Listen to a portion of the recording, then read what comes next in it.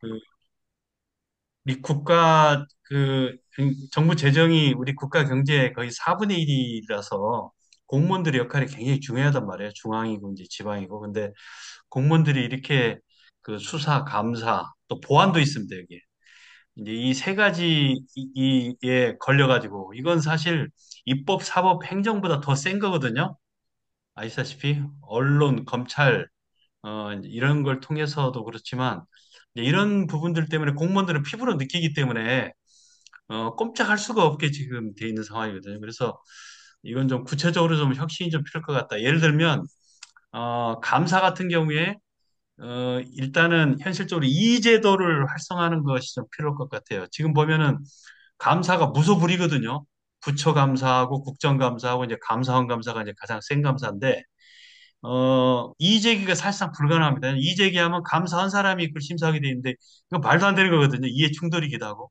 그래서 저는 감사에서 이의제기하면 곧바로 예를 들면 인건위로 넘어가게 한다든가 그래서 그 별 인건이 별로 지금 하는 일도 없잖아요. 그래서 그런 데가 이 감사 같은 걸 이렇게 할 수 있게 하거나 아니면 감사위원회 같은 데를 둬서 거기에서 이렇게 일종의 감사에 대해서 심판을 보게 보면 억울하게 감사받는 경우가 너무나 많거든요. 그리고 무고하게 감사받는 경우도 많고, 더구나 이런 거에서. 그래서 정당한 감사는 해야 되지만, 부당한 감사를 막는 그런 시스템이 좀 필요할 것 같고, 보안도, 미국 그 시스템 보게 되면 NSA가 보안 알아서 책임져 주거든요. 그래서, 간첩질 할 수 있게 잘 허용해 줌으로써 간첩 잡기 좋게 이렇게 하는데, 우리나라는 간첩이 못 들어오게 해가지고 간첩을 잡을 수가 없어요. 그래서 이게 국정원 책임이 굉장히 크거든요. 그래서 국정원 개혁을 테크니컬하게 좀 해줘야 됩니다. 맨날 그 국내 정치 간섭하지 마라. 뭐 이런 쪽만 하지 말고 이 보안 문제는 국정원하고 방첩사가 보안 문제 원흉이거든요. 그게 자기들 권력만 강화했지 실제 서비스를 하지 않는 기관이기 때문에 미국 NSA 같은 체제로 이거 전환하게 되면 공무원들이 그냥 보안 잊어버리고 예를 들면 뭐 어디 출장 가서도 해외 출장 가서도 국가 비밀 직접 액세스 해가지고 다 보고 이게 가능하거든요. 우리나라는 어림도 없습니다. 그러니까 정작 해야 될 건 안 하고 엉뚱한 일 못하게 잡는 것만 하고 있거든요. 수사도 마찬가지입니다. 수사야 뭐 이게 단순히 검경만의 문제가 아니라 공무원들한테 오는 그런 그 부당한 수사 이건 법이나 이런 걸로 보호해주지 않으면 공무원들이 움직일 수가 없습니다. 그래서 이 공무원 복지 부동을 해결하는 거 근데 이제 저는 이건 좀 수동적인 해결이고 가장 능동적인 해결은 공무원들한테 일자리를 주는 겁니다. 그 공무원들이 옛날에 이제 5개년 계획도 있고 뭐 이렇게 했을 때는 정말 밤잠 안 자가면서 소신 가지고 그렇게 했는데 이제 이 5개년 계획을 다 없애는 바람에 그리고 국가는 이제는 나서지 마라. 다 민간 자율로 해라. 자꾸 이제 그런 식으로만 가다 보니까 이제 역할이 없어진 건데 그러다 보니까 애매하게 돼버렸어요. 그래서 R&D 아까 그 부실장님이 분석해 보니까 TRL 8구에서 다 그쳤다. 그렇게 된 중요한 이유 중에 하나도 이런 겁니다. 그러니까 공무원들이 실질적인 일은 할 수 없게 하고 그냥 형식적으로만 절차만 챙기게 이렇게 하고 조심조심 하다 보니까 R&D가 과감한 R&D가 기획이 안 돼요. 그 안에 일부 카리텔도 게다가 있고요. 그래서 공무원들이 R&D부터 시작해서 각종 사업들을 기획하고 왜냐하면 정부가 이미 돈을 4분의 1을 쓰니까 그 돈을 잘 써야 될 거 아니에요. 그러려면은 공무원들이 스스로 기획하고 사업을 할 수 있어야 되거든요. 그러니까 영국처럼 공무원들도 사업하고 그거 가지고 평가받고 그렇게 하면 되는 거지. 아예 그걸 일을 못하게 하고 공정원 관리만 해라. 그리고 실제 일은 민간이 해라. 근데 복지도 사업이고 의료도 사업이고 우리가 하는 모든 게 그 경제 시스템처럼 이렇게 할 수가 있는 거거든 사실은.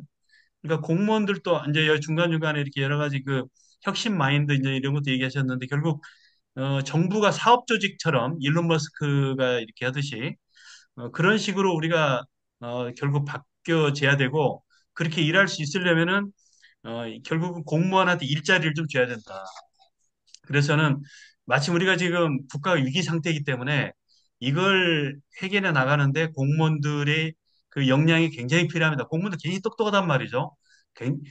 그 사람들한테 자율권을 주고 일 안 할 수 없게 만들어주고 그렇게 그 하는데 마침 또 AI라는 좋은 수단이 돌았고 그렇기 때문에 우리가 거기에 걸맞게 AI에 걸맞게 우리 원래 굉장히 빠르고 경쾌하게 달려간 그런 공무원들이 있어서 우리나라 분위기가 이렇게 됐었는데 지금은 완전히 이제 뭐 그 거의 수구적인 형태 수준으로 지금 경직돼 버렸거든요. 지난 이건 20년 동안 진행되고 온 일입니다, 사실은. 그래서 이 부분을 우리가 완전히 바꾸는 방향으로 저는 좀 이해를 했으면 해서 이 부분 좀 많이 말씀드렸고요. 그래, 그다음에 이제 또 하나 큰 틀에서 이렇게 저 발표 내용이 보면 글로벌 관점 그걸 굉장히 강조를 하셨고 그래서 이제 대외 경제 협력처 만들자. 이건 저희하고 이렇게 똑같은지 모르겠습니다. 저희가 지금 설정한 게 뭐냐면 2030년까지 글로벌 포용 국가 만들자. 그게 저희 이번 정책집의 대슬로건이거든요. 그래서 앞으로 5년이다. 5년 안에 이렇게 우리가 자꾸 국내 중심으로 모든 게 지금 돼 있는데 아니, 국정 운영 자체가 글로벌로 가야 되겠다. 그러니까 옛날에 우리가 뭐 김영삼 대통령이 세계화 얘기하고 이제 김우중 회장이 이제 그, 그 글로벌 운영, 세계 운영 이런 걸 얘기했는데 그때 다소 이른 점이 있었을지 모르지만 지금이야말로 그걸 해야 될 때가 있습니다. 지금은 모든 여건이 그렇게 성숙이 됐고 한국한테 그걸 또 전 세계가 원하고 있고 그래서 이제는 거기에 맞게 우리가 자꾸 이 국내의 이 자잘한 문제 예를 들면 지방대학 문제라든가 또 지역경제 문제라든가 이걸 자꾸 국내에서 문제를 해결하려고 하는데 아까 그 부실장님 얘기했다시피 그건 어불성설이거든요. 해결 안 되거든요. 국내에서 이런 식으로 서울 거 지방으로 퍼주고 뭐 이런 식으로 해가지고는 그 한계가 있거든요. 이거에 대한 근본적인 해법은 해외에 있다는 거죠. 해외에 우리 지방대학이 해외로 나가게 되면 지금 그각 나라에서 한국의 대학과 한국의 시스템 한국의 기업 그대로 와달라고 그렇게 지금 하고 있는 데들이 굉장히 많기 때문에 해외로 나가게 되면 지금 뭐 지방대학 교수 정교수 마칠 정도 되는 사람들은 해외에 가서 학장이나 총장해야 되거든요. 그렇게 결국 우리가 가져야 되겠다. 그래서 뭐 그런 점이 좀 필요할 것 같고요. 하나 제가 좀 이견이 있는 부분은 이제 초혁신 기술도 강조하셨고 초격자 기술 또 선택과 집중 그리고 1등 제품 서비스 이걸 얘기를 하셨는데 어, 이게 한 절반은 저는 맞다고 봅니다. 이 필요하죠. 이런 노력을 우리가 굉장히 해야죠. 근데 이렇게 하더라도 뭔가 안 될 것 같다는 생각도 들지 않습니까? 감으로 벌써 그렇게 들지 않습니까? 그게 저는 중요하다고 보거든요. 무슨 얘기냐면 저야말로 개인적으로 평생을 초첨단 기술, 세계 1등 기술, 이제 그런 쪽에만, 뭐 잠깐씩 정보 왔었지만, 제 본업은 그거였습니다. 그래서 저는 45년을 이제 그 일만 해왔는데, 그 하면서도 제가 느낀 게, 우리가 중국보다 일단 엔지니어 숫자가 10분의 1밖에 안 되고, 그 다음에 저는 전 세계 모든 국가의 똑똑한 1% 숫자는 각 국가 국민의 1%는 비슷할 거라 보거든요. 전 세계가. 근데 그런 점에서 그 똑똑한 사람이 어디로 가냐가 중요한데 중국은 그 똑똑한 사람들이 엔지니어로 와가지고 엔지니어들이 시장하고 우리로 치면 도지사하고 장관하고 대통령을 하고 있거든요. 그런 사람들이 한 이 지도자의 3분의 2에서 90%를 그러니까 60에서 90% 정도를 직급에 따라 다르지만 중국은 그렇게 하고 있거든요. CEO뿐이 아니라 그래서 그런 나라하고 우리는 과학기술자면 저기 처박혀서 연구개발만 하라는 그런 나라하고 이건 게임이 안 됩니다. 예를 들면 저 같은 경우 제가 만약에 AI부 제가 만약에 대통령이라고 하잖아요. 그러면 저한테 AI 보고할 필요가 없습니다. AI 어떻게 해야 되나? 에너지 저한테 보고할 필요가 없어요. 왜 제가 곧바로 지시할 거니까. 그러니까 이만큼 그 이공계는 근데 중요한 건 지도자들이 어렵습니다. 왜냐하면 그런 과정도 없죠. 그럼 우리나라 인식이 지도자는 문과가 돼야 된다는 인식이 있죠. 그래서 인재도 없고요, 실제. 그러니까 시킬 일 없습니다. 우리가 많이 느끼잖아요. 장관 시키려고 그렇게 찾아봐도 적임자가 너무너무 없어요. 우리나라 보면은. 그래서 그런 문제들이 이렇게 많이 있듯이 그래서 우리가 중국하고 경쟁해서 도저히 안 되죠, 사실. 그러니까 과학기술 쪽도 마찬가지입니다. 기술 쪽도. 미국은 어쩌면 앞으로 한 30년 내에 해볼 수 있을지 모르겠어요. 근데 중국하고는 저는 뭐 단연코 안 된다고 보거든요. 제가 그 밑바닥부터 시작해서 다양하게 이렇게 접촉하고 이렇게 해보면서 과학기술 면에서는 그렇다는 거죠. 근데 그러면 우리는 그러면 져야 되냐? 중국 뒤에는 인도 쫓아오고 있고 동남아, 아시안 국가들 들어오고 그런데 그래서 근본적으로 우리가 이제 1등 제품 기술 중심으로만 가는 건 한계가 있다. 그래서 그럼에도 불구하고 이건 우리가 혁신적으로 노력을 엄청 해야 되고요. 또 다른 쪽은 포용을 꼭 국민들한테서만 찾을 게 아니라 이 해외에서도 포용 전략이 나올 수 있거든요. 그러니까 무슨 얘기냐면 적정 기술이라는 게 있고 적정 제품이라는 것도 있다는 거죠. 꼭 1등 제품만 이 세계 시장을 제패하는 게 아니거든요. 그래서 많은 나라들은 한국한테 그 적정 기술, 적정 기업, 적정 공장을 지어달라는 거예요. 자기 나라한테 맞춤형으로. 예를 들면은 말레이시아한테 필요한 신발 공장은 우리나라에서 만드는 10만 원짜리 신발 공장이 아니고 거기는 5천 원짜리 신발 공장이거든요. 그걸 지어달라는 거예요. 우리나라는 지어줄 수 있죠. 우리나라는 전 분야, 거의 모든 전 분야의 제조업을 다 갖고 있는 전 세계의 4대 국가 중에 하나 아닙니까? 미국, 중국, 독일, 일본, 한국. 그래서 이 네 개국의 경쟁인데 이제 사실은 중국 하나하고 나머지 세 개 국가들은 좀 잔챙이 세다고 중국 하나하고의 경쟁이죠. 그래서 여기서 우리가 결국 우리의 경쟁자는 프랑스, 영국 정도는 아닌 것 같고요. 독일, 독일하고 일본이 우리의 가장 큰 경쟁자인데 우리가 특히 독일하고 잘 협력을 하면 독일은 자동차라든가 자동화, 정밀기계 이쪽을 잘하고 IT라는 그 외에 다른 분야는 잘 못하거든요. 그래서 독일이 최근에 이렇게 보면 제조업 분야나 이런 데서 AI로 이렇게 갈 때 한국하고 같이 해서 독일은 쉽게 해서 세계의 공장의 공장이거든요. 그게 이제 진정한 궁극의 승자죠. 근데 그 자리는 아직은 중국이 못 오고 있는 건데 우리하고 독일이 잘 협력을 하고 또 미국이 전 세계 공장을 다 지금 자기 나라로 끌어들이려고 하니까 미국을 일종의 시장으로 봐서 미국이 최근 3년 사이에 제조업이 2배가 늘었더라고요. 그러니까 어마어마하게 지금 미국으로 제조업이 지금 가고는 있는 건데 독일하고 우리가 AI하고 결합한 이 AI와 로봇과 결합한 이 자동화 이걸로 해서 그러니까 거의 무인 공장이죠. 보니까 무인 공장까지 거의 지금 갔더라고요. 대부분 가능하더라고요. 그래서 이 무인 공장 분야는 한국이 지금 로봇 사용해서 AI하고 로봇을 결합해서 자동화하는 쪽으로 굉장히 잘하니까 독일하고 우리하고 결합을 하고 미국이라는 시장, 그러니까 독한 미국 그리고 이제 뭐 일본은 일부 분야 좀 끼워주고 그리고 이 네 개 국가가 연합을 하게 되면 전 세계의 제조업을 중국을 제끼고 제조업 강국이 될 수 있겠더라고 이 AI 로봇이 들어오기 때문에 그래서 이걸 엊그제 국회에서 이현주 최고가 이제 주관해서 여러 카이스트 장영재 교수랑 여러도 이제 해서 이 제조 강국을 어떻게 만들 건가 AI로 이제 이거 하면서 이제 저희가 여기에 좀 이런 안을 좀 갖게 됐는데 그게 지금 저 구실장님 얘기하시는 그림에는 이제 이런 부분이 혹시 뭐 책에는 있는지 모르겠는데요. 근데 기술만으로 극복할 수 없는 보다 큰 이 전 분야의 영역, 하이 레벨에서 아주 로우 레벨까지 그런 부분까지 같이 가는, 그러니까 굉장히 이 부분은 뭐냐, 포용적입니다. 혁신은 아니에요. 그러니까 혁신 기술은 아니고, 이 모델 자체는 혁신이죠. 이렇게 가자는 건. 근데 이제 이거 자체는 이제 국가 간의 산업연합, 산업연합을 통해서 가고, 특히 그 미국이 원하는, 그러니까 미국은 지금 굉장히 너무 급하다 보니까 우방국들 전부 초토화시키면서, 특히 이제 힘약한 한국, 대만, 이런 나라들 것은 제조업 다 지금 미국으로 가지고 오라는 거죠.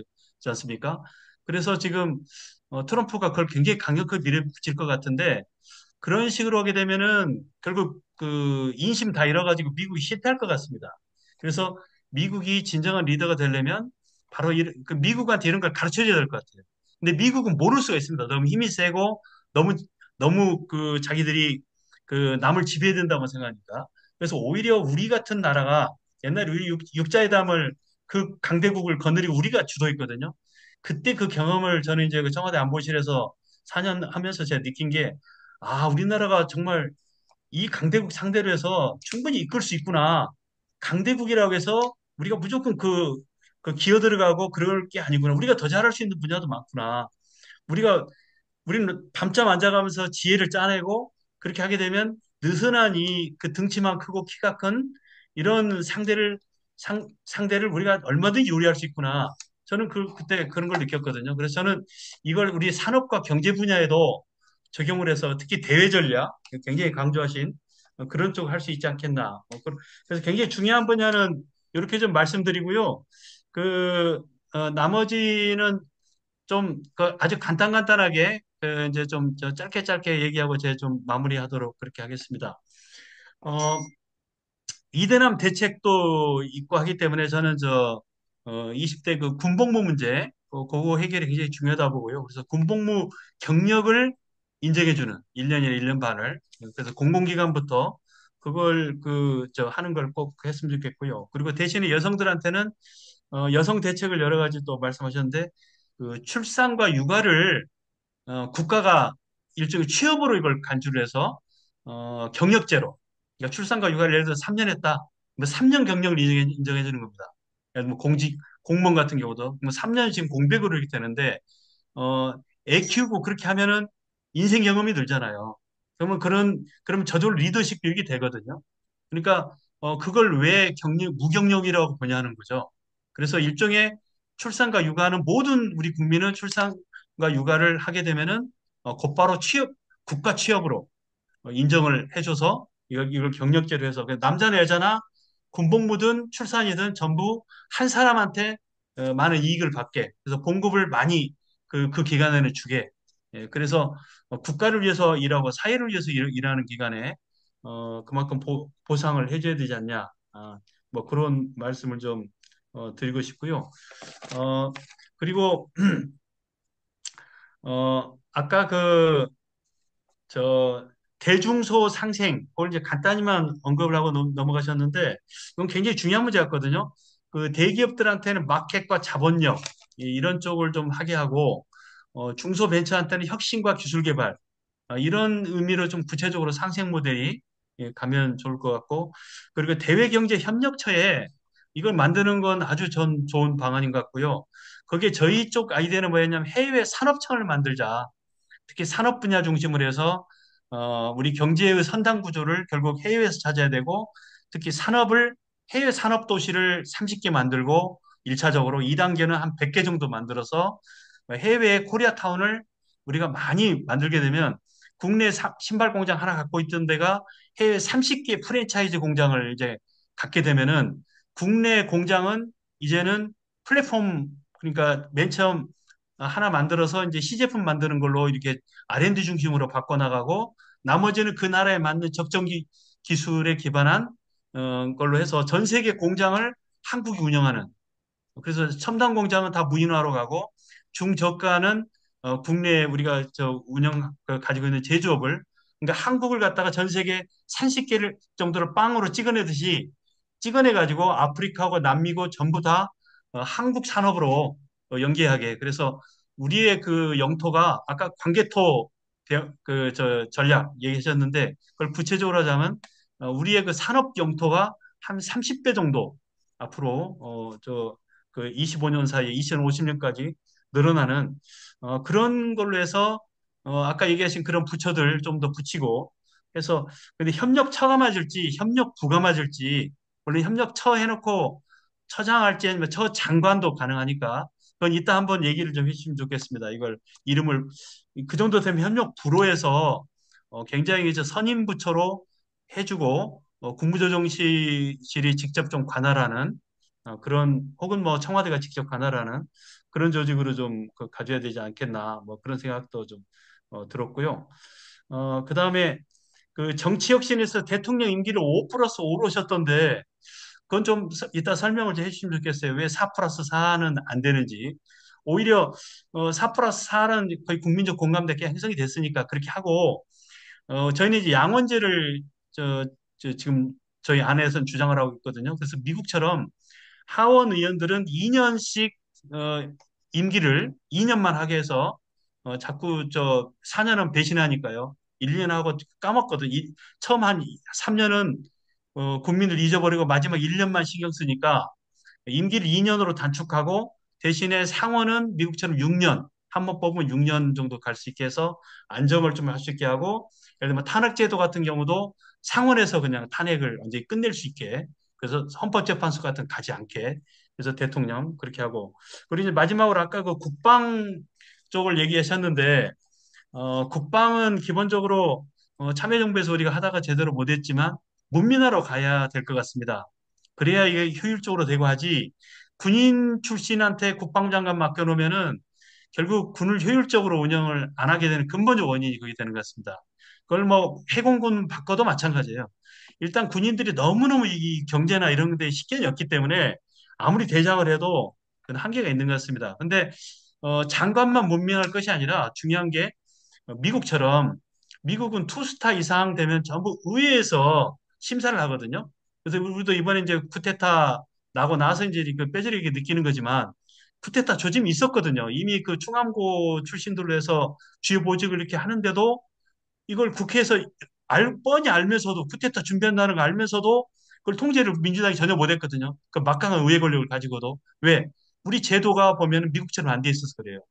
우리는 너무너무 대통령한테 이 모든 권한이 우리 집중돼 있다만 하는데, 진짜 중요한 건 권력기관에, 권력기관 하면 우리 어디 그러니까 군의 투스타 이상, 그 다음에 그 경찰의 치안감 이상, 그 다음 국정원의 국장 이상, 그 다음에 저는 법원도 그 의회가 통제된다고 본대요. 법원에 예를 들면 지법원장 이상, 그러니까 뭐 그 다음에 검찰도 그 지검 지원장 이상, 그러니까 이런 데는 보직이 됐던, 그다음에 그 직급의 진급이 됐던 전부 국회 동의를 받게 하는 겁니다. 그래서 미국은 투스타 이상은 전부 정치적 중립, 그러니까 헌법 준수하려는 의지가 있는가, 정치적 중립하려는 그런 의식이 있는가, 그걸 전부 의회에서 그걸 청문회 해가지고 그거 통과 못하면은 그 진급도 안 되고, 그다음에 발령도 안 되거든요. 어디 뭐 사령관 대통령이 발령 내고 싶어도 의회가 동의 안 하면 안 되거든요. 그리고 더 중요한 건 전역할 때 심사를 또 해요. 의회가. 그래서 포스타로 있었어도 거기서 나쁜 짓 하거나 아니면 대통령한테 항명하거나 그러면은 투스타로 강등시켜서 평생 그 저 연금을 갖다, 군인 연금을 투스타로 하게 하고, 그다음에 국민묘지 묻힐 때도 투스타로 묻히게 됩니다. 그래서 투스타부터 포스타까지는 대통령 말도 꼼짝 못하고 듣게 돼 있고, 의회 말을 꼼짝 못하고 듣게 돼 있어요. 그래서 권력기관들의 이 간부들을 전부 의회가 인사권을 대통령과, 대통령은 대신에 지명은 할 수 있죠. 그렇지만 결국 승인받는, 그러니까 지금 우리는 장관한테만 돼 있고 장관도 청문회만 하고 대통령 마음대로 임명하잖아요. 장관은 그렇게 하라 이게 차라리. 근데 그 밑에는 그렇게 안 된다 이게. 그 밑에는. 그래서 저는 이번 기회에 이런 의회가 이거 통제하게 하는, 그래서 이번에 저희가 지금 이번 주 말까지 저희가 이번 그 정책서를 업데이트하는데, 거기에 딱 한 줄 이게 들어가 있어요. 제가 바로 이걸 그 저 고려해서 이걸 집어넣어. 이거 어마무시한 조항입니다, 사실은. 이건 이 관련된 법만 이렇게 해주면 되거든요. 법만, 그러니까 헌법 고칠 것도 없어요. 법만 하면 돼. 그러니까 민주당이 원하면 이거 이대로 만들 수가 있어요. 이렇게 되면은 이 특정직 공무원들이 뭐 검사든 판사든 뭐든 이제는 의회와 대통령한테 꼼짝 못하게 이렇게 됩니다. 특히 의회한테. 그래서 이런 식으로 해서 바꿔주면 권력기관들이 내 문민화, 이런 부분이 굉장히 중요하지 않겠나. 예, 그렇게 됩니다. 예, 이상입니다. 예, 되게 혁명의 혁명을 하라는 토론을 하신 것 같습니다.